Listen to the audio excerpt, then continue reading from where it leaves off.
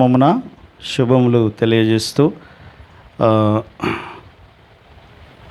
ఈ దిన వాక్య భాగంలోనికి వెళ్ళడానికి ముందు గత వారము మనము దేవుని వాక్యాన్ని ధ్యానం చేసిన మాటలు జ్ఞాపకం చేసుకుంటూ దేవుడు మోషేకి ప్రత్యక్ష గుడారాన్ని నిర్మించమని తాను సెలవిచ్చినట్లు, తాను ఆజ్ఞాపించినట్లు, తాను చూపించిన నమూనా రూపము చొప్పున చేయమన్నప్పుడు మోషే అలాగున చేసినాడని మనము నిర్గమాకాండం చివరి అధ్యాయంలో 40వ అధ్యాయంలో మనం చూస్తాం.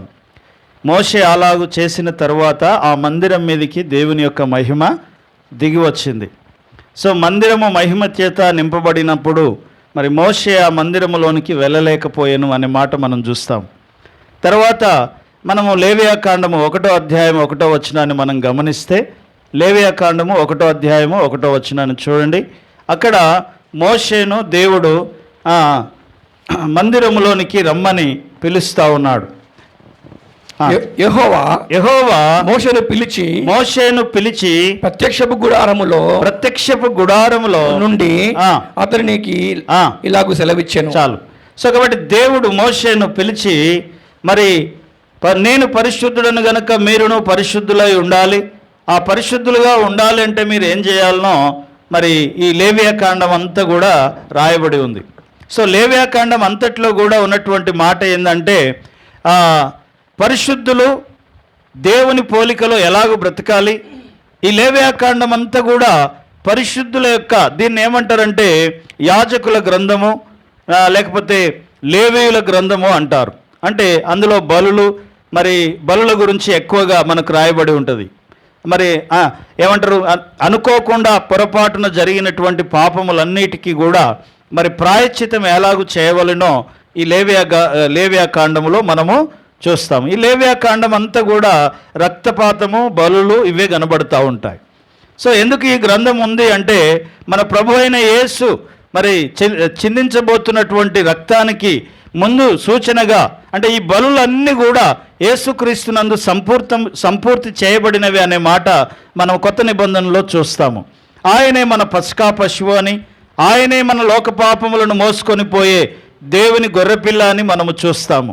కాబట్టి ఈరోజు మరి ఈ వాక్యమును మనము ధ్యానం చేయము, కానీ ఇప్పుడు ప్రజెంట్గా లోకములో జరుగుతున్నటువంటి సిచ్యువేషన్ని మనం జ్ఞాపకం చేసుకుంటే, మరి ప్రవీణ్ పగడాల మరి మరణాన్ని మనం చూస్తూ ఉన్నాం. మరి ఈరోజే వచ్చినటువంటి వార్త, విజయ్ అనేటైన ఒక ఆయనని అరెస్ట్ చేసినారని. కాబట్టి రకరకాలుగా సంఘానికి శ్రమ అనేది సంభవిస్తూ ఉంది. అయితే సంఘము శ్రమలో ఉన్నప్పుడు, లేకపోతే విశ్వాసులు శ్రమలో ఉన్నప్పుడు, భక్తులు శ్రమలో ఉన్నప్పుడు మరి సంఘం ఏం చేయాలో మనము చూస్తాము. మన ప్రభు అయిన యేసు ఈ భూమి మీద ఉన్నప్పుడు ఆయన ఏం చేశాడో కూడా మనం గమనిస్తాము ఈ దినము. చూడండి, మీరు హెబ్రీయులకు రాసిన పత్రిక 5వ అధ్యాయము 7వ వచనములో, మన నాయకుడు, మన రాజు, మన ప్రభు అయినటువంటి యేసుక్రీస్తు ఆయన ఈ భూమి మీద జన్మించినటువంటి దినాలలో, ఆయన ఈ భూమి మీద నివసించినటువంటి దినాలలో ఆయన ఏం చేశాడో మనము చూస్తాము. 5వ అధ్యాయము 7వ వచనం. మైక్ తీసుకోండి. శరీరధారి అయి ఉన్న దినములలో మహారోదనతోను కన్నీళ్లతోను తన్ను మరణము నుండి రక్షించువానికి ప్రార్థనలను యాచనలను సమర్పించి భక్తులకు కలిగి ఉన్నందున, భయభక్తులు కలిగి ఉన్నందున ఆయన అంగీకరించబడెను. కాబట్టి మహారోదనతోను కన్నీళ్లతోనూ ఆయన ఏం చేస్తున్నాడంట? ప్రార్థన చేస్తూ ఉన్నాడు. మరణము నుండి తప్పించువానికి ఆయన విజ్ఞాపన చేస్తూ ఉంటున్నాడు. కాబట్టి మన ప్రభువు మనకు మాదిరి అయి ఉన్నాడు. మన ప్రభువు మనకు మార్గదర్శిగా మనకు కనబడుతూ ఉంటున్నాడు.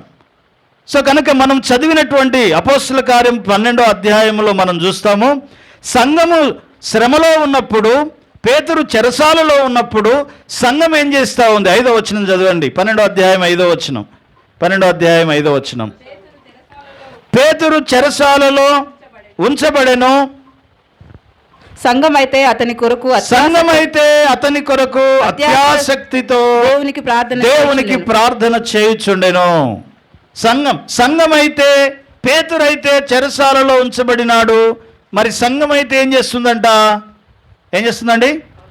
ప్రార్థన చేస్తూ ఉంది. ఎలా ప్రార్థన చేస్తూ ఉందట? అత్యాసక్తితో ప్రార్థన చేస్తూ ఉంది. అంటే మనం అనేకమైన విషయాలలో ఏమైపోయామంటే ఈ రోజుల్లో మరి అనేకమైన పరిస్థితులలో మనం బంధించబడి ఉన్నాం. ఫైనాన్షియల్ సమస్యల్లో బంధించబడి ఉంటాం, లేకపోతే ఇంకా వేరు వేరు సమస్యలలో మనము ఏమైపోయామంట? బంధించబడి ఉన్నాం. అయితే సంఘం అయితే ఏం చేస్తూ ఉంది అంటే ఆ ప్రార్థనలో బంధించబడి ఉంది. పేతురు చెరసాలలో బంధించబడి ఉంటే సంఘమేమో ప్రార్థనలో బంధించబడి ఉంది. రూమ్లోనికి వెళ్ళి డోర్ వేసుకొని ఏం చేస్తున్నారట? వీరు అత్యాసక్తితో దేవునికి ప్రార్థన చేయుచున్నారు. దేవునికి ఎవరు కావాలి? యుద్ధాలు చేసేవారు కాదు దేవునికి కావాల్సింది, పోరాటాలు చేసేవారు కాదు దేవునికి కావాల్సింది. దేవునికి ప్రార్థన చేసే విజ్ఞాపనకర్తలు కావాలి. సంఘం ప్రార్థన చేస్తే ఏం జరుగుతుంది, లేకపోతే అప్పుడున్నటువంటి పరిస్థితులలో సంఘం ఏం చేస్తుంది అనే విషయాలు మనం ఇక్కడ చూస్తాం. అపొస్తలుల కార్యము 11వ అధ్యాయం 28వ వచనాన్ని చదవండి. పేతురు చెరసాలలో ఉన్నప్పుడు 11వ అధ్యాయం 28వ వచనం. అక్కడ ఉన్నటువంటి పరిస్థితులను మనం గమనిద్దాము. అప్పుడున్నటువంటి పరిస్థితులను. వారిలో అగాబు అను ఒకడు నిలువబడి భూలోకమంతటా గొప్ప కరువు రాబోచున్నదని ఆత్మ ద్వారా సూచించెను. భూలోకమందంతటా ఏం రాబోతుందట? కరువు పరిస్థితులు రాబోతున్నాయి, కరువు రాబోతుంది. అంటే అప్పుడు కరువు ఉంది. పేతురు చెరసాలలో వేయబడినప్పుడు ఏముందంటే అక్కడ కరువు ఉంది, కరువు. సో కాబట్టి పేతురు చెరసాలలో వేయబడ్డాడు. కరువు ఉన్నటువంటి పరిస్థితులు అక్కడ ఉన్నాయి. తర్వాత మరి యాకోబు అనేటువంటి భక్తుడిని ఏం చేసినారట? తల నరికేసినారు. ఇంకా కొంతమందిని వారు బంధించినారు. సో యాకోబుని ఏమంటారు చంపిన పరిస్థితులు, లేకపోతే స్టెఫెన్ను చంపేసినటువంటి పరిస్థితులు మీరు అదే 11వ అధ్యాయంలో మనం చూస్తాము. 11వ అధ్యాయము 19వ వచనం చదవండి. 11వ అధ్యాయం 12వ వచనం. శ్రమను బట్టి చెదిరిపోయిన వారు యూదులకు తప్ప మరి స్టెఫెనుకు కలిగిన శ్రమను బట్టి చెదరిపోయిన వారు యూదులకు తప్ప మరి ఎవరికి వాక్యము బోధింపకూడదని తీర్మానం చేసినటువంటి పరిస్థితి అప్పుడు. అంటే సంఘము శ్రమ కాలములో ఉన్నప్పుడు యూదులందరూ కూడా ఒక తీర్మానం చేసుకున్నారట. ఏమని చేసుకున్నారు? సో స్టెఫెనుకి కలిగిన శ్రమను చూసి వారు ఒక తీర్మానంలోకి వచ్చారట. మనం అన్యులు ఎవరికి బోధించకూడదు, యూదులకు మాత్రమే మనము బోధించాలని ఒక తీర్మానం చేస్తున్నారు. సో కాబట్టి అప్పుడున్న పరిస్థితులు ఏంటంటే కరువు ఉంది, యాకోబును చంపివేశారు, కొంతమందిని బంధించారు, అంతకుముందే స్టెఫెన్ను చంపేశారు. ఇలాంటి పరిస్థితుల మధ్యలో సంఘము ఏం చేస్తుందంట? ప్రార్థన చేస్తూ ఉంది. 6వ వచనం చదవండి. 6వ వచనం 4వ వచనం చదవండి. అదే అపొస్తలుల కార్యం 4వ వచనం. 4వ వచనం. అందుకు పేతురు మొదటి నుండి వరుసగా వారికి 12:4 అతని పట్టుకొని చెరసాల్లో వేయించి పస్క పండుగ గైకొని పులియని రొట్టెల పండుగ సమయంలో అతన్ని బంధించేశారు. పస్కా పండుగకి అతన్ని బయటికి తీసుకురావాలని ఏ రోజు ఆలోచన చేస్తున్నాడు అంటే అప్పుడు మంచి పండుగ సమయం అన్నమాట. అది యూదులందరికీ కూడా ఎలాంటి సమయం అంట? పులియని రొట్టెల పండుగ పస్కా పండుగకి మధ్యలో జరుగుతూ ఉంది ఇదంతా. హల్లెలూయా. సో పండుగ వాతావరణం ఉంది. పండుగ సీజన్లో ఇంకా ఎక్కువ వాళ్ళకి పౌరుషం వస్తుంది కదా. ఎవరికి? యూదులకి. సో యూదులను సంతోషపరచడం కోసమే హేరోదు ఏం చేస్తున్నాడట? క్రీస్తునందు విశ్వాసం ఉంచిన వారందరినీ కూడా ఒకరినేమో చంపించాడు. యాకోబును చంపించినప్పుడు అర్థమైందంట ఇది యూదులకు ఇష్టమైన కార్యము అని. కాబట్టి వెంటనే ఆ స్థాయిలో ఉన్నోని ఇంకొకరిని బంధించాలని చెప్పి పేతురును బంధించి చెరసాలలో వేసి ఇతన్ని పస్కా పండుగ రోజు ఇతన్ని ఏం చేయాలి? బయటికి తీసుకొచ్చి చంపేయాలని ప్లాన్ చేసినాడు. కాబట్టి ముందే పేతుర్ని బంధించేసినాడు. పేతురు అయితే చెరసాలలో ఉన్నాడు. సంఘం అయితే ఏం చేస్తుందంట? ప్రార్థన చేస్తూ ఉంది ఆసక్తితో. సో కాబట్టి ప్రార్థన, సంఘము ప్రార్థన చేయడం అనేది అవసరము అనే మాట మనం ఇక్కడ చూస్తూ ఉన్నాం. ఏ ఆటంకము లేకుండా,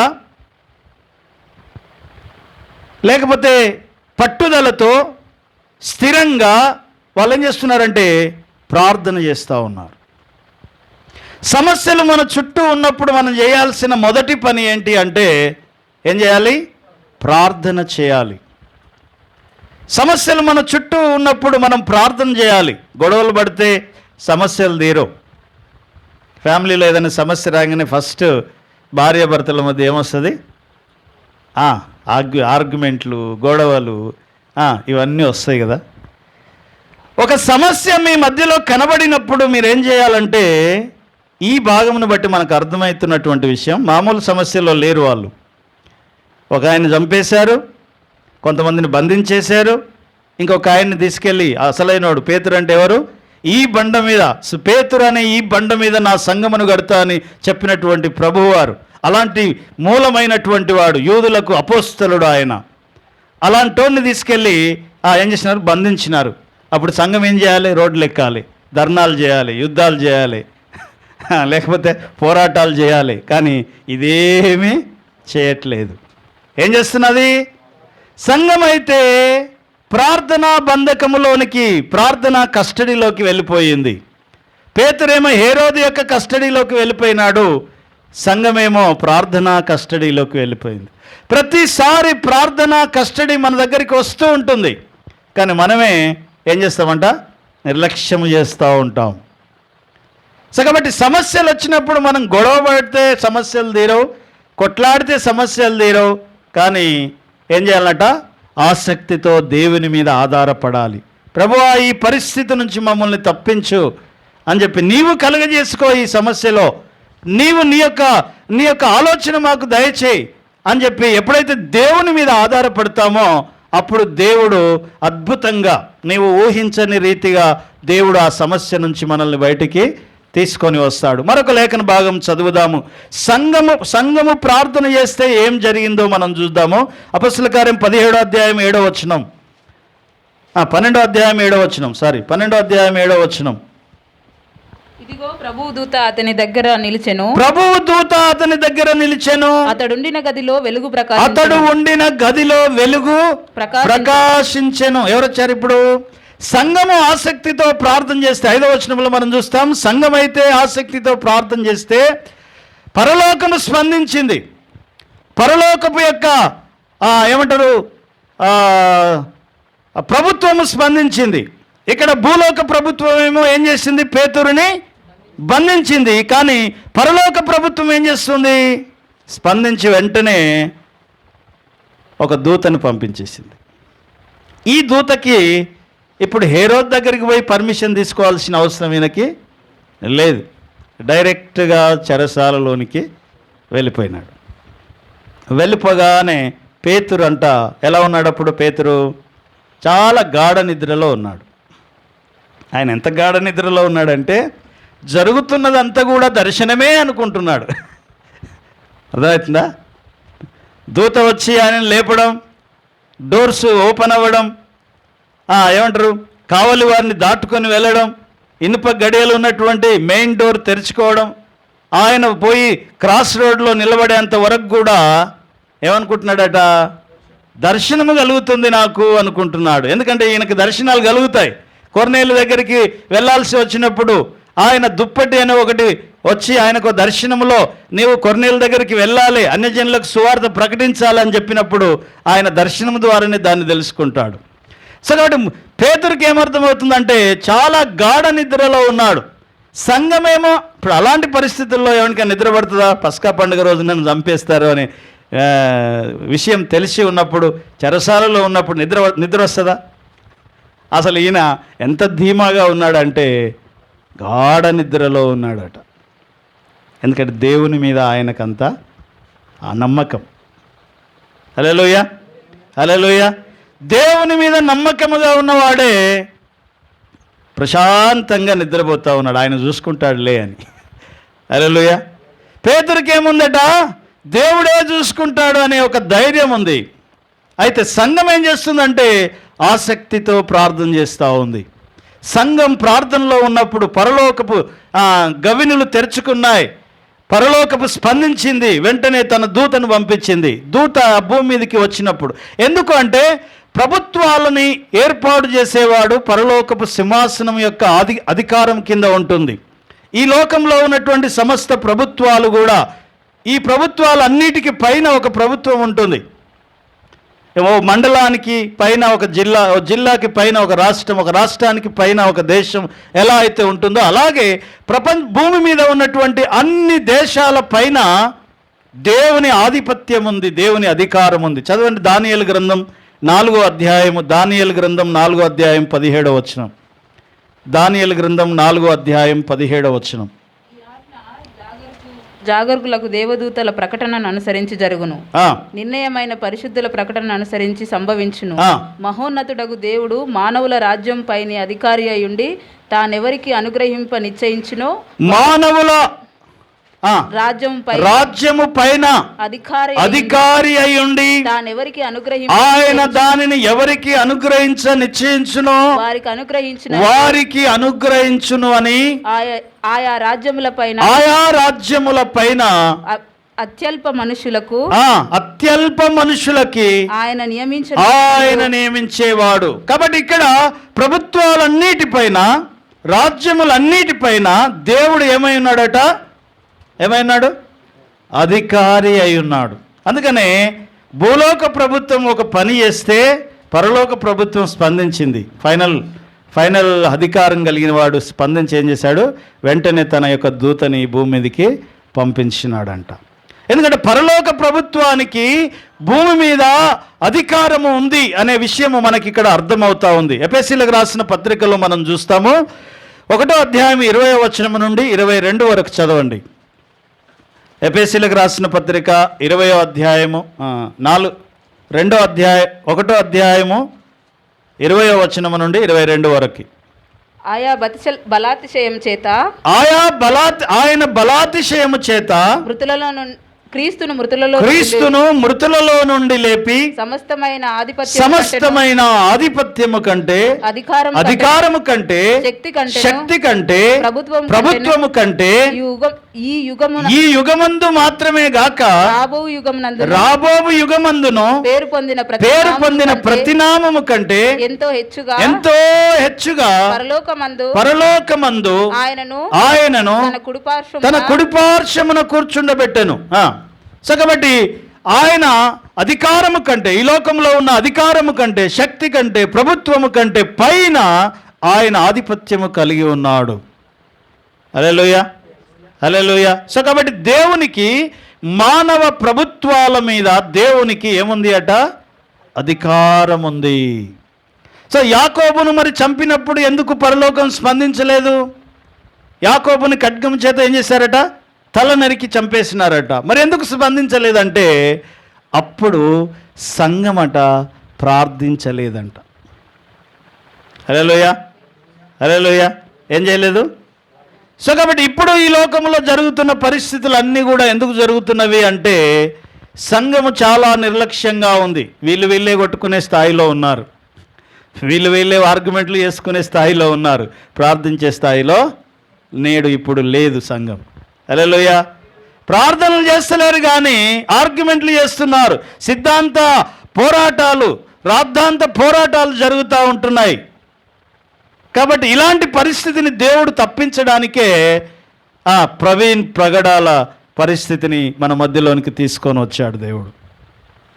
ఇప్పుడు ఏం చేయాలి? ఇప్పటికీ కూడా ఇంకా పోరాటాలు జరుగుతూ ఉన్నాయి. పోరాటాలు చేస్తే పనులు కావు.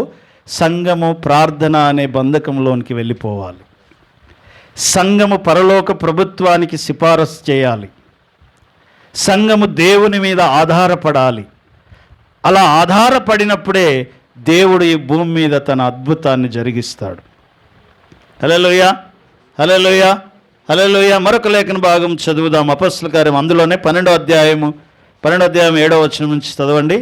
దూత అక్కడికి వచ్చినప్పుడు ఏం జరిగిందంట? ఆ గదిలోనికి గొప్ప వెలుగు వచ్చింది, లైట్ వచ్చింది.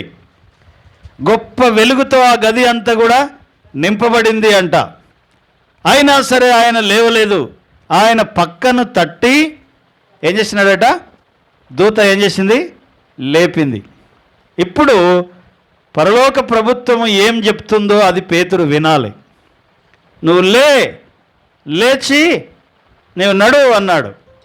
చదవండి ఆ మాట. ఇదిగో ఆ, ప్రభువు దూత అతని దగ్గరికి నిలిచెను. ఆ, అతడు ఉండిన గదిలో వెలుగు ప్రకాశించెను. ఆ.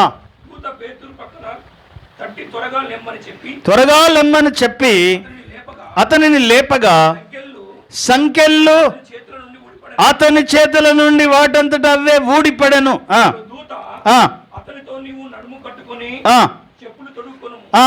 మరణం. సో కాబట్టి పరలోకపు ప్రభుత్వం ఏం చేస్తుందంటే కొంత ఇన్స్ట్రక్షన్స్ ఇస్తా ఉంది. నువ్వు ఇలా చేయి, ఇలా నడు, ఇవి వేసుకో అనగానే దానికి పేతురు ఏమైనాడు? ఒబే అయినాడు, లోబడినాడు. సో కాబట్టి దేవుని వాక్యము ద్వారా దేవుడు మనకు ఏమి సెలవిస్తున్నాడో దానికి మనము ఏం చేయాలంట? విధేయత చూపించాలి. పరలోకం నుండి వచ్చే ఆ ఇన్స్ట్రక్షన్స్కి మనము లోబడాలి అనే మాట మనం ఇక్కడ నేర్చుకుంటున్నాం. పేతురు దూత చెప్పే ప్రతిది కూడా ఆయన లోబడుతూ ఉన్నాడు. సంకెళ్ళు వాటంతట అవే ఊడిపోయినాయి, చెరసాల తలుపులు వాటంతట అవే తెరుచుకున్నాయి. అక్కడ ఎంతమంది ఉన్నారు? 2 కావలి వాళ్ళు ఉన్నారు ఆ చెరసాల దగ్గర. తర్వాత ఒక 16 మంది బెటాలియన్ అక్కడ ఉంది. అవన్నిటిని దాటుకుంటూ మరి మెయిన్ గేట్ దగ్గరికి వచ్చారు. ఆ మెయిన్ గేట్ ఎలా ఉంది అంటే ఒక్కొక్క తలుపు అట 20 మంది పట్టి తోస్తే కానీ అది కదలదు. కానీ వీళ్ళు వస్తూ ఉంటే ఆ డోర్లు ఏమనేట వాటంతట అవే. చదవండి ఆ మాట ఉంటుంది చక్కగా. ఇనుప గవిని 9వ వచనం. అతడు వెలుపలికి వచ్చి ఆ, దూత వెంబడి వెళ్ళి 8వ వచనం. అప్పుడు దూత అతనితో నీవు నడుము కట్టుకొని చెప్పులు తొడుక్కునుము అను. అతడు అలాగూ చేసిన తర్వాత దూత నీ వస్త్రముల పైన వేసుకుని నా వెంబడి రమ్మని అతనితో చెప్పాను. అతడు వెలుపలకు వచ్చి దూత వెంబడి వెళ్ళి దూత వలన జరిగినది నిజముగా జరిగినని ఇంపగా తనకు దర్శనము కలనని తలంచెను. మొదటి కావలిని 2వ కావలిని దాటి పట్టణమునకు పోవు ఇనుప గవిని యొద్దకు పట్టణమునకు పోవు ఇనుప గవిని ఏమైందటప్పుడు దానంతటా అదే తెరుచుకొనెను. వారు బయలుదేరి చాలు. కాబట్టి దానంతటా అవే ఆ ఇనుప గవిని తెరుచుకున్నాయి.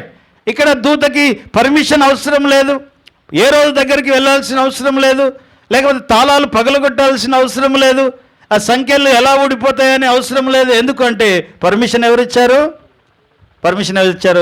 పరలోక ప్రభుత్వం పర్మిషన్ ఇచ్చింది. కాబట్టి ఇక అన్ని ఆటోమేటిక్గా తెరుచుకుంటూ ఉన్నాయి.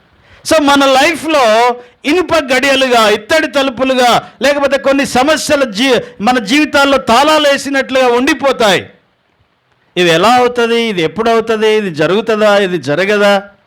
సో నీవు ఆసక్తితో ప్రార్థన చేస్తే వాటంతటా అవే ఏమైపోతాయంట? ఓడిపోతాయి, తెరుచుకుంటాయి. హల్లెలూయా. సో కాబట్టి వాటంతటా అవే మన జీవితంలో కొన్ని జరగాలి అంటే మన మనస్సు, మన యొక్క హృదయము ఎక్కడ పెట్టాలంట? దేవుని మీద పెట్టాలి. సంఘం అయితే ఎక్కడ పెట్టింది దృష్టి? ఏ రోజు మీద పెట్టలేదు. ఇంకెవరన్నా వచ్చి విడిపిస్తారా అని చెప్పి పర్మిషన్ల కోసం ట్రై చేయలేదు. ఏమంటారు దాన్ని? రికమెండేషన్స్ కోసం ప్రయత్నం చేయలేదు. ఏం చేశారంట? ఒకటే రికమెండేషన్, ఒకటే ప్రార్థన. వాళ్ళ అంశం ఏంటి? పేతురు చెరసాలలో ఉన్నాడు ప్రభువా. సో వాళ్ళు ప్రార్థన చేస్తూ ఉన్నారు. బంధించుకున్నారట వారిని వారు, డోర్ వేసేసుకున్నారు. హల్లెలూయా. సో కాబట్టి సమస్యల సమయంలో మనము దేవుని మీద ఆధారపడితే దేవుడు మనల్ని ఏం చేస్తాడంట? తప్పిస్తాడు. సో పేతురుని తీసుకొచ్చి క్రాస్ రోడ్ దగ్గర నిలబెట్టాడు. నిలబెడితే ఇప్పుడు ఎక్కడికి వెళ్ళాలి? ఒక సైడ్ వెళ్తేనేమో ఏ రోజు ఇంటికి వెళ్తుంది, ఒక సైడ్ వెళ్తేనేమో పట్టణం దాటి అవతలకి వెళ్ళిపోతాం, వెనకకి వెళ్తేనేమో చెరసాలలోనికి వెళ్ళిపోతాం, ఇంకొక సైడ్ వెళ్తే ప్రేయర్ చేసే స్థలానికి వెళ్ళిపోతాం. ఎక్కడికి వెళ్ళాలి ఇప్పుడు? పేతురు దూత అక్కడి దాకా తీసుకొచ్చి ఇక నువ్వు పారిపో అనలేదు, లేకపోతే నువ్వు ఇక్కడికి వెళ్ళు అక్కడికి వెళ్ళు అనలేదు. ఇప్పుడు ఛాయిస్ ఎవరిది? ఎక్కడికి వెళ్ళాలనేది ఛాయిస్ ఎవరిది? పేతురుది. మామూలుగా అలా బంధించి ఇక చంపడానికి రెడీ చేసినటువంటి అలాంటి వ్యక్తి తప్పించుకుంటే ఏం చేస్తాడు చెప్పండి? ఎవ్వడికి కనబడకుండా ఏం చేస్తారు? ఎవ్వడికి కనబడకుండా ఎక్కడికైనా పారిపోతాడు. కానీ అలా ఏం చేయలేదు. ఎక్కడికి వెళ్ళాడంటే ఈయన పేతురు చదవండి, ఆ మాట చదువుదాం.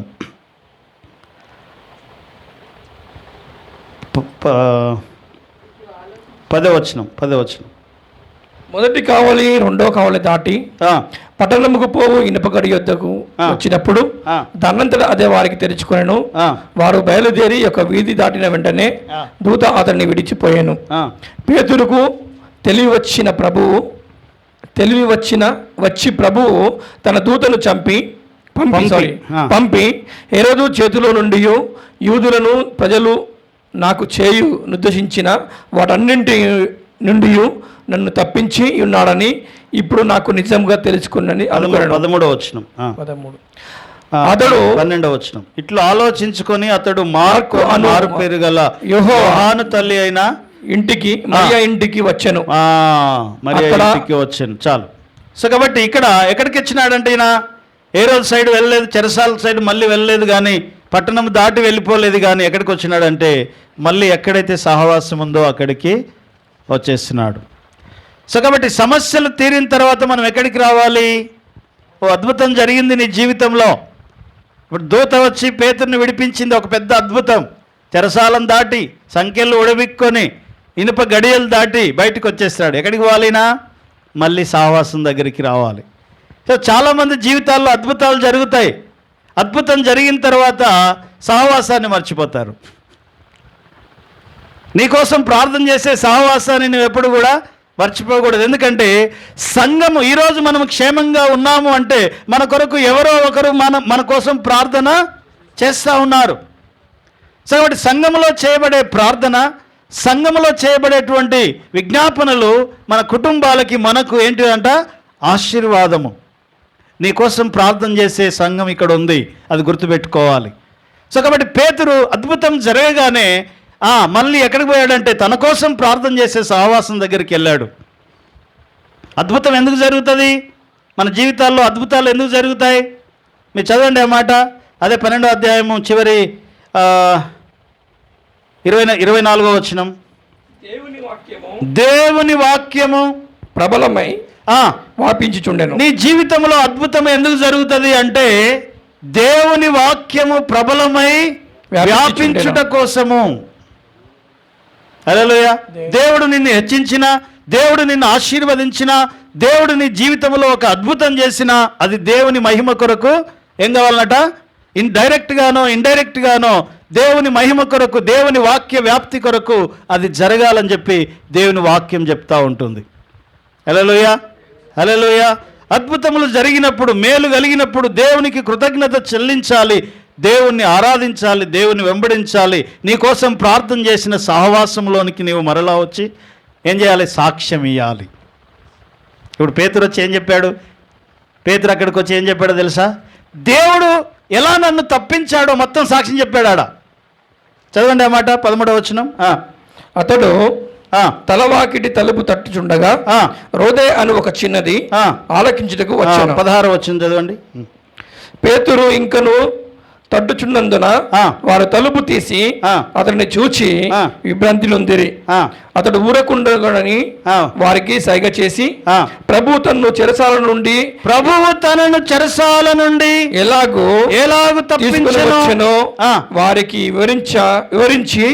వివరించి యాకోబుకును సహోదరులకును ఈ సంగతులు చేయడని. చాలు. కాబట్టి ఏం చేసినాడంట పేతురు ఏం చేసినాడు? సాక్ష్యం చెప్పినాడు. పేతురు ఏం చేసినాడు? సాక్ష్యం ఇచ్చినాడు.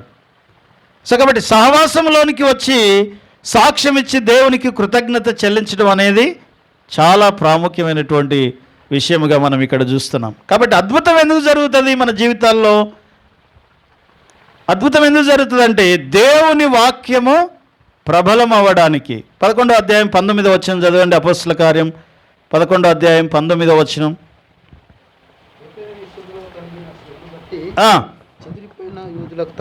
లేకపోతే 1వ అధ్యాయం 14వ వచనం. 1వ అధ్యాయం 14వ వచనం. అపోస్తల కార్యం 1వ అధ్యాయం 14వ వచనం. కూడా ఆ, కొందరు స్త్రీలను ఆ, యేసు తల్లి అయిన మరియయు ఆ. ఆయన సహోదరులను ఆ. ఏక మనస్సుతో ఆ. ఎడతెగక ప్రార్థన చేయుచు ఎడతెగక ప్రార్థన చేయుచుండిరి. ఆ కాలమందు ఆ కాలమందు ఇంచుమించు ఇంచుమించు 120 మంది సహోదరులు 120 మంది సహోదరులు కూడి ఉండగా పేతురు వారి మధ్య నిలిచి ఆ, ఉన్నాను. ఆ, సహోదరులారా ఆ. యేసును పట్టుకొని సో కాబట్టి 120 మంది మేడగదిలో చేరి వారు ఆసక్తితో ప్రార్థన చేసినప్పుడు పరిశుద్ధాత్మ దేవుడు అక్కడికి దిగి వచ్చినాడు. ఆ అద్భుతం ఎందుకు జరిగింది అంటే 5,000 మంది రక్షణకి కారణమైంది. హల్లెలూయా. దేనికి కారణమైందట? 5,000 మంది రక్షణకు కారణమైంది. నీ జీవితంలో ఏం జరిగినా అది దేనికి కారణం అవ్వాలి అంటే దేవుని వాక్యము విస్తరించుట కోసం, దేవుని వాక్యము ప్రబలుట కోసం నీ జీవితంలో దేవుడు నిన్ను హెచ్చిస్తాడు. ప్రభువా, నీవు నన్ను హెచ్చిస్తే నీ మహిమ కొరకు నిలబడతానని ఒక తీర్మానం చేసుకో. తప్పకుండా దేవుడు నిన్ను హెచ్చిస్తాడు, దేవుడు నిన్ను ఆశీర్వదిస్తాడు. హల్లెలూయా, హల్లెలూయా. సో మనము మన యొక్క సొంత రాజ్యాలు కట్టుకోవడానికి, లేకపోతే సొంత ఏదో సామ్రాజ్యాలు నిర్మించుకోవడానికి మనం ప్రయత్నం చేస్తే అద్భుతం నీ జీవితంలో ఎప్పుడు జరగదు అంట. హల్లెలూయా. దేవుని మహిమ కోసం నిలబడడానికి నువ్వు తీర్మానం చేసుకుంటే దేవుడు నీ జీవితంలో అద్భుతం చేస్తాడు. సో పేతురు ఎందుకు బంధింపబడ్డాడు? దేవుని వాక్యాన్ని బోధిస్తున్నాడు కాబట్టి, దేవుని వాక్యాన్ని ప్రకటిస్తున్నాడు కాబట్టి, అనేకుల రక్షణకి ఒక్కసారి ఆయన నిలబడి ఏమంటారు వాక్యం చెప్తే ఏం జరిగిందట? 5,000 మంది దేవుని అందు విశ్వాసం ఉంచి నమ్మి బాప్తిసము పొందినారట. సో కాబట్టి దేవుని కొరకు ఆయన నిలబడ్డాడు కాబట్టి ఆయన జీవితంలో దేవుడు ఏం చేస్తున్నాడంటే తన దూతను పంపించి అక్కడ అద్భుతం జరిగించినాడు. సో దేవుడు అద్భుతాలు మన జీవితాలలో జరగాలి అంటే దేవుని మహిమ కోసం నేను నిలబడతాను అని ఒక తీర్మానం మనం ఎప్పుడైతే చేసుకుంటామో దేవుడు అప్పుడు మన జీవితంలో అద్భుతం చేస్తాడు. 4వ అధ్యాయం 32వ వచనం. అదే అపొస్తలుల కార్యం 4వ అధ్యాయం 32వ వచనం. విశ్వసించిన వారందరూ ఏక హృదయముతో ఏకాత్మయు కలవారై ఉండిరి. ఎవడును తనకు కలిగిన వాటిలో ఏదియు తనదని అనుకొనలేదు. వారికి కలిగినదంతయు వారికి సమిష్టిగా ఉండెను. హల్లెలూయా, హల్లెలూయా. దేవుడు ఒకటి నీ జీవితంలో ఏదైనా అనుగ్రహిస్తే ఆ ఆశీర్వాదము ఏందట? వాళ్ళు ఎలా ఉన్నారట? సంఘం ఆసక్తితో ప్రార్థన చేస్తూ ఉన్నారు. వారికి కలిగినదంతా కూడా ఇదంతా మనది. మొన్నటి దినము శేఖర్ ఇల్లు ఓపెనింగ్ చేసుకున్నాడు. ఎంత ఆనందం! ఎవరికి ఆనందం?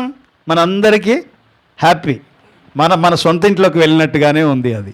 హల్లెలూయా, హల్లెలూయా. సో కాబట్టి సమిష్టిగా అనే పదాన్ని మనం అక్కడ చూస్తూ ఉంటున్నాం.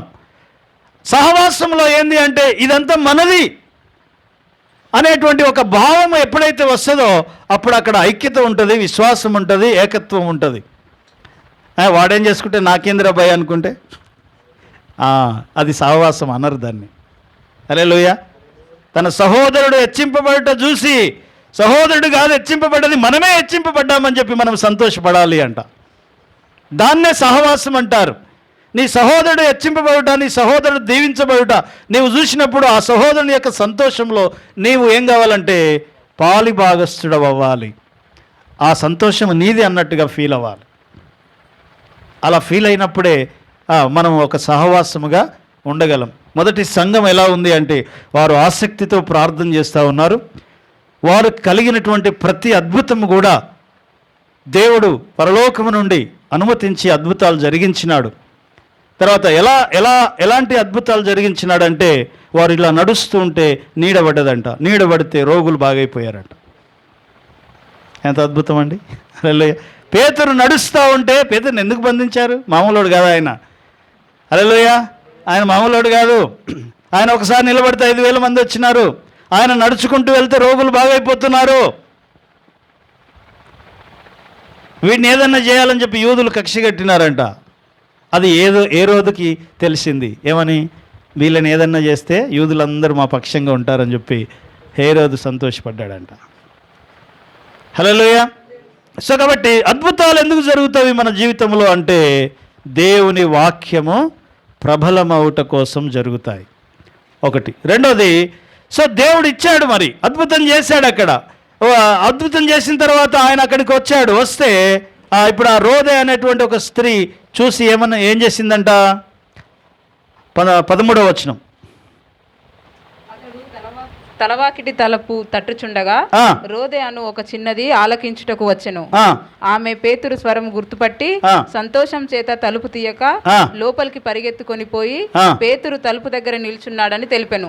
అందుకు వారు, సో కాబట్టి సంతోషపడ్డది. ఆమెకు అర్థమైపోయింది, వచ్చింది ఎవరో కాదు, మనం ఎవరి కోసం అయితే ప్రార్థన చేస్తా ఉన్నామో ఆయనే వచ్చాడు అని చెప్పి ఆమెకు చాలా ఆనందం వేసిందంట. ఆ ఆనందంలో తలుపు తీయడం మర్చిపోయింది.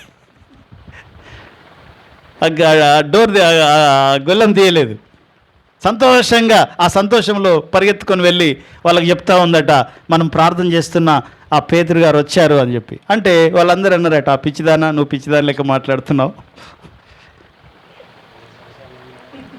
దేవుడు అద్భుతం చేస్తే తీసుకోలేదన్నమాట వాళ్ళు. ఎవరి కోసమైతే వాళ్ళు ప్రార్థన చేస్తూ ఉన్నారో వారు ప్రార్థించిన ఆ ప్రార్థనకి దేవుడు సమాధానం దయచేశాడు. కానీ అద్భుతం చేస్తే ఆ అద్భుతాన్ని ఏం చేయాలి?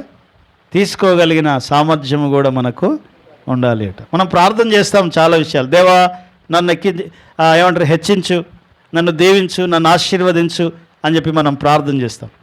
దావీదు ప్రార్థన చేశాడట, నేను ఎక్కలేనంత ఎత్తైన కొండపైకి నన్ను ఎక్కించు దేవా అంటాడు.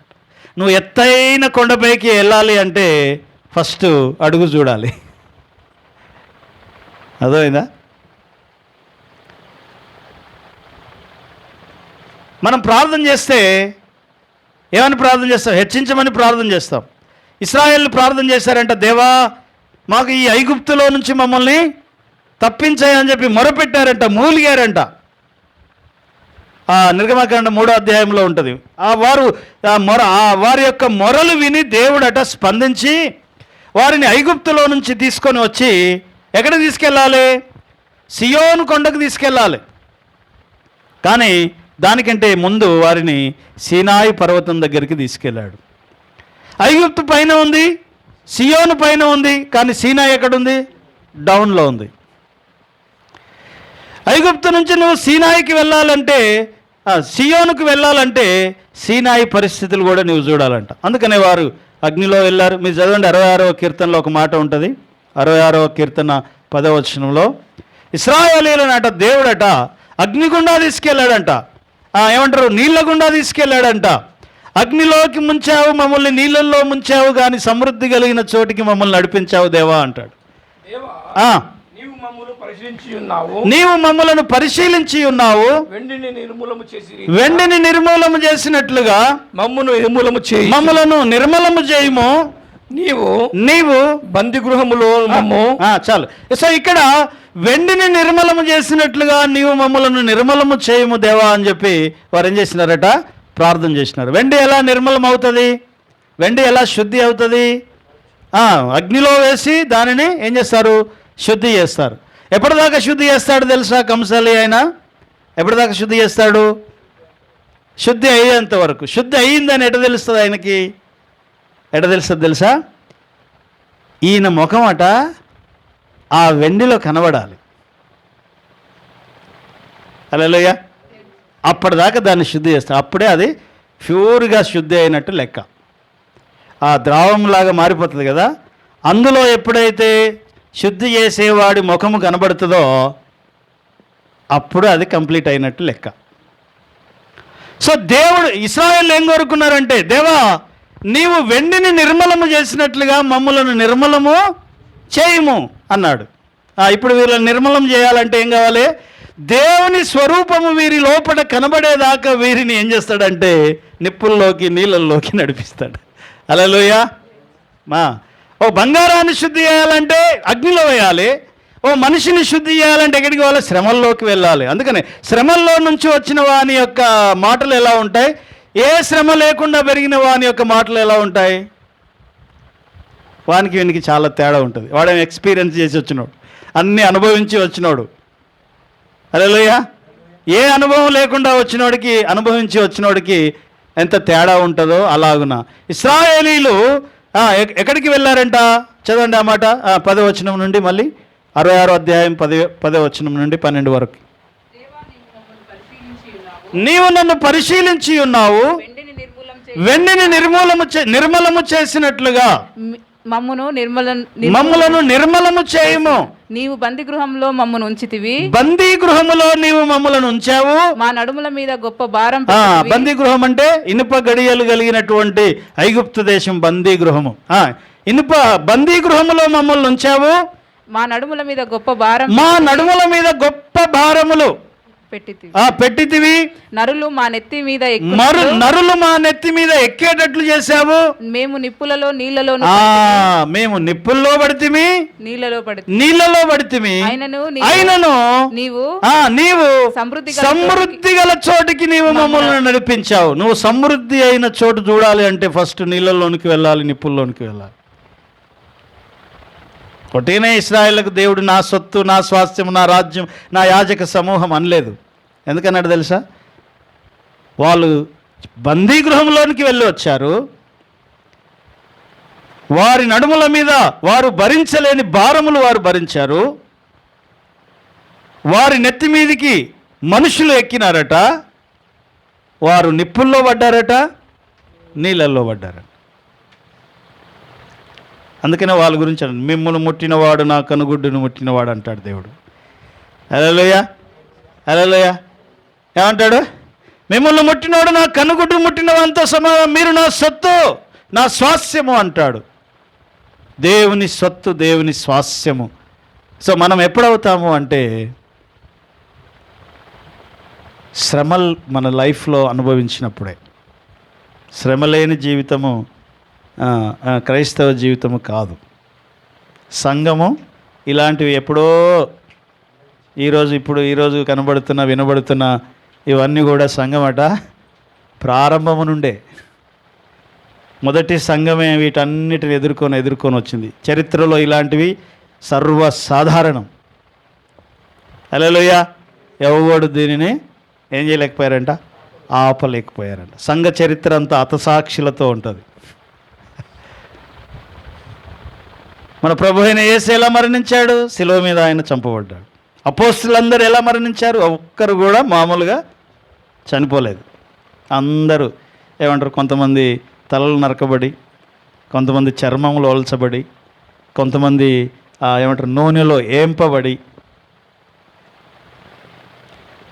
లేకపోతే మనుష్యులు లేని ద్వీపాలల్లో వారిని వదిలివేయబడి. సంఘ చరిత్రలో ఇది సర్వసాధారణము. అయితే ప్రతి శ్రమను కూడా దేవుడు దేనికి వాడుకున్నాడంటే తన వాక్యము ఏం చేసినాడట? శ్రమ కలిగిందా సంఘం విస్తరించేది. ఎందుకంటే వీళ్ళు పారిపోయేటోళ్ళు, ఇక్కడోళ్ళు అక్కడోళ్ళు పోయి మరి ఒట్టుకుండేటోళ్ళ దేవుని వాక్యాన్ని వీళ్ళు ఏం చేసేవారంట? బోధించేవారు. హల్లెలూయా, హల్లెలూయా. సో కాబట్టి సంఘము ఏం చేయాలంట? ప్రార్థించాలి, ఆసక్తితో ప్రార్థన చేయాలి అనే మాట మనము చూస్తూ ఉంటున్నాం. ఇంకా ఒక మాట మనకి హెచ్చించు ప్రభువా, నన్ను హెచ్చించు ప్రభువా అంటే ఇప్పుడు యేసు ప్రభువారు ఆరోహణమై వెళ్ళెను అనే మాట మనం వింటాం కదా. ఆయన చనిపోయి తిరిగి లేచి 3వ దినాన సమాధిని గెలిచి సమాధిలో నుంచి అనేక మందికి ఆయన కనబడి ఆయన ఆరోహణమై వెళ్ళినట్లుగా మనం చూస్తాం. ఇది చదవండి, ఎఫెసీయులకు రాసిన పత్రిక 4వ అధ్యాయము 8వ వచనం నుండి. అందుచేత ఆయన ఆరోహణమైనప్పుడు చెరను చెరగా పట్టుకొని పోయి మనుషులకు ఈవులను అనుగ్రహించి చెప్పబడి ఉన్నది. ఆరోహణమాయన అనగా ఆయన భూమి యొక్క క్రింద భాగములకు జరిగిన దిగననియు అర్థమిచ్చుచున్నది కదా. చాలు. ఆరోహణం అంటే ఇప్పుడు ఏం చెప్పండి? ఆరోహణం ఆయన అనగా ఏంటిదంట? భూమి యొక్క పునాదుల్లోనికి వెళ్ళిపోయినాడు, అడుగు భాగంలోనికి వెళ్ళిపోయి అక్కడి నుంచి ఆయన వెళ్ళినాడు. ఈ అడుగు భాగం చూడకుండా ఆ ఉన్నతమైన ప్లేస్ని చూడలేరు అన్నమాట. ఆరోహణమాయను అంటే దేవా నీవు నన్ను హెచ్చించు అంటే దేవుడు నిన్ను హెచ్చిస్తాడు. హెచ్చించాలంటే నువ్వు హెచ్చింపు స్థాయిలో ఉండగలిగిన సామర్థ్యం నీకు రావాలంటే ఫస్ట్ నీవు ఎక్కడికి వెళ్ళాలి? శ్రమ లేకుండా నీకు పొజిషన్ ఇచ్చాడు అనుకో, ఆ పొజిషన్ నిలబడదు ఎక్కువ కాలం. నీకు సామర్థ్యం లేకుండా నీకు డబ్బులు ఇచ్చాడు అనుకో దేవుడు, దుర్వినియోగం అవుతాయి అవి నీకు నష్టమే కలగజేస్తాయి, మేలు చేయవు. హల్లెలూయా, హల్లెలూయా. అందుకనే దేవుడు మనకు సామర్థ్యం కలగాలంటే ఏం చేస్తాడంటే మనల్ని ఆయా పరిస్థితుల గుండా దేవుడు నడిపిస్తాడు. అందుకని నిప్పుల్లోనికి నీళ్ళల్లోనికి ఎందుకు వెళ్ళారు? వాళ్ళు శుద్ధి అయ్యారు. అలా శుద్ధి అయిన తరువాత దేవుడు వారికి ఇస్తా అన్న స్వాస్యము దేవుడు వారికి ఇచ్చాడనమాట. హల్లెలూయా, హల్లెలూయా. ఫిలిప్పీలకు రాసిన పత్రిక 2వ అధ్యాయం 6వ వచనం. సో కాబట్టి యేసు ప్రభు వారు చనిపోయి ఆయన భూ దిగంతముల వరకు వెళ్ళి అక్కడి నుంచి ఆయన ఎలా పైకి వెళ్ళాడు చూడండి. ఆయన దేవుని స్వరూపమై కలిగిన వాడై ఉండి దేవునితో సమానముగా విడిచిపెట్టకూడని భాగ్యమని ఎంచుకొనలేదు గాని మనుషుల పోలికగా పుట్టి దాసుని స్వరూపము ధరించుకొని తన్ను తానే రిక్తునిగా చేసుకొనెను అంటాడు. తర్వాత మరియు ఆయన ఆకారమందు మనుషుడుగా కనబడి, కాబట్టి ఆయన ఎంతగా తగ్గించుకున్నాడో భూ దిగంతముల వరకు దాసుని స్వరూపము ధరించుకున్నాడు, రిక్తునిగా చేసుకున్నాడు. ఆ స్టేజ్కి వెళ్ళిన తర్వాత మనం వెళ్ళాక చదివినట్లుగా ఆయన అధికారం కంటే, శక్తి కంటే, ప్రభుత్వము కంటే, అన్ని నామముల కంటే పైనామముగా ఆయన నామము ఏమైంది? హెచ్చింపబడింది. ఒట్టిగానే ఆ ప్లేస్లో ఆయన కూర్చోలేదు, తండ్రి కుడి పార్శ్వమున ఒట్టిగానే కూర్చోలేదు. భూ దిగంతముల వరకు ఆయన దిగి వెళ్ళినాడు. అన్ని ఏమంటే ఒక మనిషి సాధారణంగా అనుభవించే అన్ని పరిస్థితులను తాను అనుభవించాడు. నీవు ఈరోజు ఏదన్నా అనుభవిస్తున్నావంటే అది నీ దేవుడు ఆల్రెడీ అనుభవించి ఉన్నాడు. సహా అనుభవము కలిగిన వాడు అంట యేసుప్రభు వారు. ఎవరంట? నీవు ఎలాంటి పరిస్థితులు నీ జీవితంలో నువ్వు అనుభవిస్తున్నావో అది ఆయనకి ఎక్స్పీరియన్స్ కలిగినోడు కాబట్టే మనకి అన్ని పరిస్థితుల్లో దేవుడు మనల్ని తప్పిస్తాడంట. నీవు భరించలేనంత శ్రమ నీకు నీ జీవితంలో దేవుడు ఇయ్యడు. గుర్తుపెట్టుకోండి, ఇశ్రాయేళ్లకు నిప్పుల్లో వేసాడు, నీళ్ళల్లో వేసాడంటే వాళ్ళు భరించలేనంత ఏమి ఇవ్వలేదు. వాళ్ళ సామర్థ్యం ఏంటో ఆయనకి తెలుసు కాబట్టి. ఒకవేళ భరించలేనంత ఎందుకు ఇవ్వడు అంటే కొరింథీయులకు రాసిన పత్రిక చదవండి మీరు 10వ అధ్యాయం 13వ వచనం. 1 కొరింథీ 10వ అధ్యాయం 13వ వచనం. సాధారణముగా మనుషులకు కలుగు శ్రమ తప్ప శోధన తప్ప ఏదియు మీకు సంభవించలేదు. దేవుడు నమ్మదగిన వాడు మీరు సహింపగలిగినంత కంటే ఎంతంట సహింపగలిగినంత కంటే ఎక్కువగా ఆయన మిమ్మలను శోధించడు. హల్లెలూయా. సో కాబట్టి మనం ఎంత సహించగలమో అంతే ఇస్తాడు. ఒకనికి ఎక్కువ ఇవ్వచ్చు, ఒకనికి తక్కువ ఇవ్వచ్చు. అసలు తక్కువ ఇచ్చినోడే అనుకోవాలి ఏమని, నాకెందుకు ఇంత తక్కువ శ్రమ ఇచ్చాడు. ఎందుకో తెలుసా? ఎక్కువ శ్రమ ఎందుకు ఇచ్చాడు అంటే నీకంటే వాడు బెటర్గా దాన్ని ఎక్స్పీరియన్స్ చేయగలడు, దాన్ని భరించగలడు కాబట్టి. ఎక్కువ భరించగలిగిన వానికి ఎక్కువ దేవుడు ఇస్తాడు. ఎక్కువ భరించినోడే ఎక్కువ ఆశీర్వదించబడతాడు. అర్థమైందా? శ్రమ ఎక్కువ చేసినోడికే ఫలితం ఎక్కువ ఉంటుంది. అంతేనా కాదా చెప్పండి? శ్రమ ఎక్కువ చేసినోడికే ఫలితం ఎక్కువ ఉంటుంది, శ్రమ ఎక్కువ చేయనోడికి ఫలితం కూడా తక్కువే ఉంటుంది. నాకు శ్రమ రాలేదు ప్రభువా నీకు స్తోత్రం అనుకుంటే నీకు ఫలితం కూడా తక్కువే ఉంటుంది.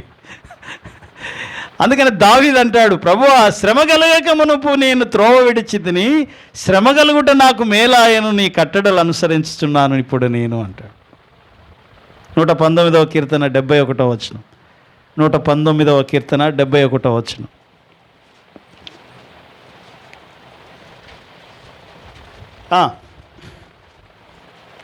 ముగింపులోకి వచ్చాం, త్వరగా ముగిద్దాం. 119:71. నేను నీ కట్టడలు నేర్చుకొనున్నట్లు శ్రమనంది ఉండుట నాకు మేలాయను. శ్రమ ఇప్పుడు ఏంటిదంట? శ్రమ ఏంటి చెప్పండి? మేలు.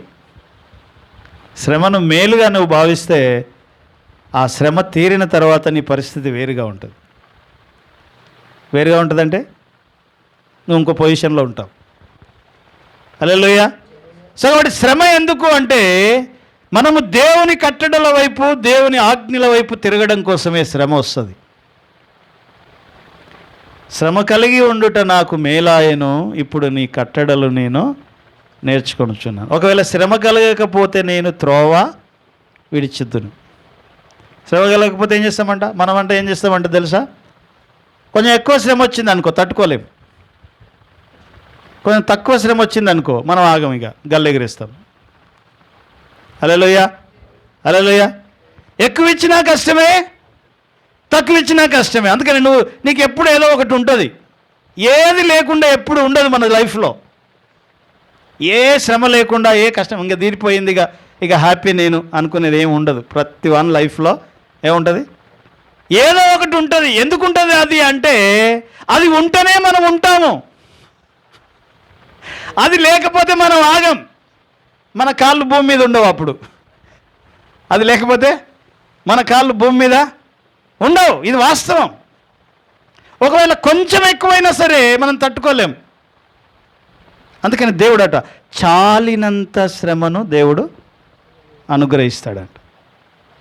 నువ్వెంత భరించగలవో ఆయనకి తెలుసు. కాబట్టి ఏదైనా కష్టం వస్తే, శ్రమ వస్తే మనం అప్పుడు అనుకోవాలి, దీన్ని నేను భరించగలను కాబట్టి దేవుడు నాకు దీనిని అనుమతించాడు.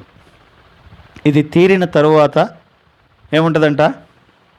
మేలు ఉంటుంది.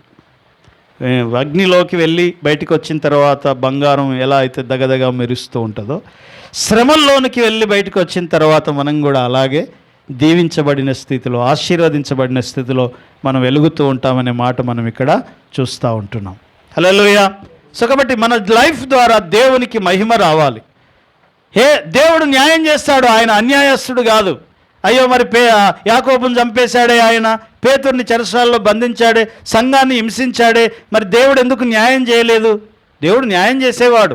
మీరు చదవండి, అదే అపోస్తల కార్యం 12వ అధ్యాయంలో 12వ అధ్యాయం 23వ వచనంలో చదవండి. 23వ వచనం.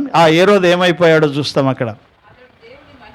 అతడు దేవుణ్ణి మహిమపరచనందున ప్రభువు దూత అతన్ని మొత్తెను, పురుగులు పడి ప్రాణము విడిచెను. దేవుడు న్యాయం చేయడా? ఏం చేశాడు? తన భక్తులకు అన్యాయం చేస్తే ఆయన ఊకుంటాడా? ఏం చేశాడట? ఏమైపోయాడంట? హేరోదు పురుగులు పడి చచ్చిపోయాడట. ఎందుకు తెలుసా? అతడు మాట్లాడుతుడు, ఇది దైవస్వరమే కానీ, ఇది దైవస్వరమే అని చెప్పి ప్రజలందరూ పొగిడారంట. సో కాబట్టి దేవునికి మహిమ రాలేదు ఆయన జీవితం ద్వారా. కాబట్టి ఏమైపోయింది? వెంటనే పురుగులు పడి చనిపోయాడంట. హల్లెలూయా.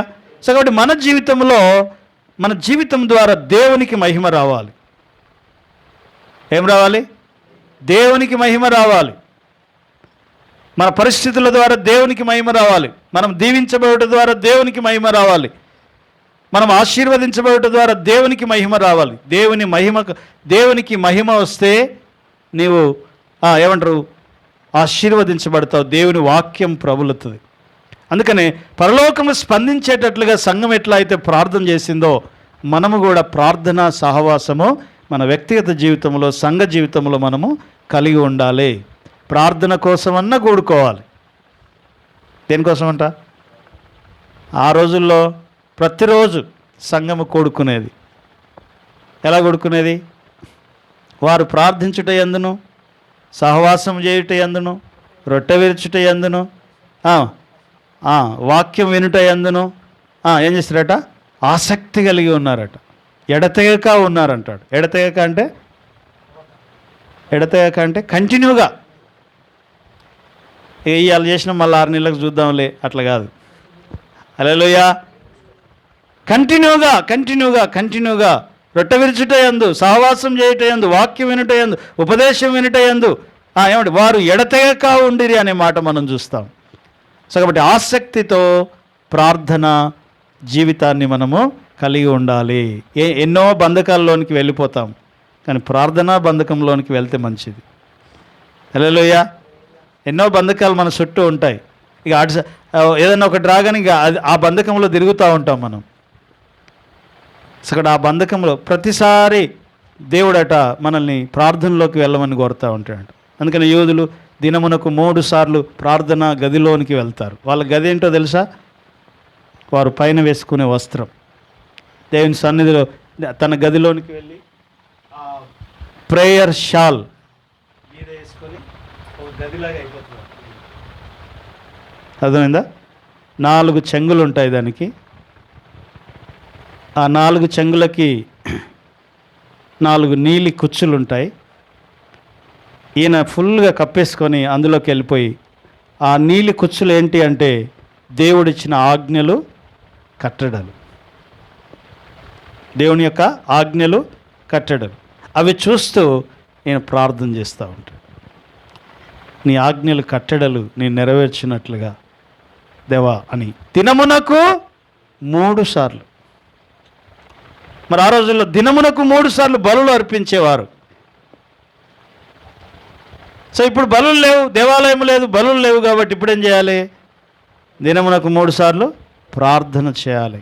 హోషేయ గ్రంథంలో ఉంటుంది, మీ పెదవుల మాటలను బలిగా అర్పించుడే అనే మాట మనం చూస్తాం. ఒక తలలు ఉంచుదాం, కళ్ళు మూసుకుందాం. మనమందరము ప్రార్థన బంధకంలోనికి, ప్రార్థన కస్టడీలోనికి వెళ్ళాలి. సమస్యలు వచ్చినప్పుడు కొట్లాడుకోకూడదు. సమస్యలు వచ్చినప్పుడు దేవుని మీద ఆధారపడాలి. అది ఫైనాన్షియల్ సమస్య అయినా, ఆరోగ్య సమస్య అయినా, ఉద్యోగ సమస్య అయినా, లేకపోతే ఇరుగు పొరుగు వారితో మనకు సమస్యలున్నా మనం దేవుని మీద ఆధారపడి, సంఘమైతే ఆసక్తితో ప్రార్థించింది. పేతురు చెరసాలలో ఉన్నప్పుడు, కరువులో ఉన్నప్పుడు, పరిస్థితులు వ్యతిరేకంగా ఉన్నప్పుడు సంఘమైతే దేవుని మీద ఆధారపడ్డది. ప్రభువా, అలాగా మేము కూడా ఆసక్తితో ప్రార్థన చేసే సంఘముగా, ఆసక్తితో ప్రార్థన చేసే కుటుంబముగా, ఆసక్తితో ప్రార్థన చేసే వ్యక్తిగా మేము ఉండడానికి సహాయం చేయండి నాయన. ఈ లోక ప్రభుత్వాల మీద మేము ఆధారపడటం కాదు, కానీ పరలోక ప్రభుత్వము స్పందించేటట్లుగా మేము ప్రార్థించే స్థాయి, విశ్వాసమును, భక్తిని మాకు దయచేయమని ప్రార్థన చేస్తూ ఉంటున్నాం. దయగల మా తండ్రి, నీకు వందనాలు. కూడి వచ్చిన నీ బిడ్డలను దీవించండి, మీ సన్నిధి వారితో ఉంచండి. అవును ప్రభువా, ఎన్నో పరిస్థితులు, బంధకాలు మా చుట్టూ ఉన్నవి. ఆ బంధకాలలోనే ఉండిపోతున్నాము, కానీ ప్రార్థనా బంధకంలోనికి మేము వెళ్ళలేకపోతున్నాము నాయన. ఇదిగో సంఘము ఆసక్తితో ప్రార్థించినప్పుడు నీవు అద్భుతము చేశావు తండ్రి. ప్రతి అద్భుతము వాక్య విస్తరణ కోసం, వాక్యం ప్రబలుట కోసమేనని మీరు సెలవిచ్చిన మాటను బట్టి వందనాలు. ఇశ్రాయేలీల ఐగుప్తులో నుంచి ప్రభువా, ఇదిగో ఇనుప కొలిమిలో నుంచి వారిని బయటికి తీసుకొని వచ్చావు. నీళ్ళల్లో పడ్డారు, నిప్పుల్లో పడ్డారు, కానీ సమృద్ధి అయిన చోటికి నీవు వారిని నడిపించినావు. నీ స్వరూపము వారిలో వచ్చేంత వరకు వెండిని నిర్మలము చేసినట్లుగా వారిని నిర్మలము చేసి ఉన్నావు. నీకు వందనాలు చెల్లిస్తున్నాం. మాలో మీ స్వరూపము కనబడేంత వరకు మమ్మల్ని నిర్మలము చేయమని ప్రార్థన చేస్తూ ఉన్నాం. దయగల తండ్రి, నీకు వందనాలు. నీ బిడ్డలను దీవించి ఆశీర్వదించి మహిమ పొందుమని ప్రభువైన యేసు నామమున స్తుతించి ప్రార్థిస్తున్నాం తండ్రి. ఆమేన్, ఆమేన్, ఆమేన్.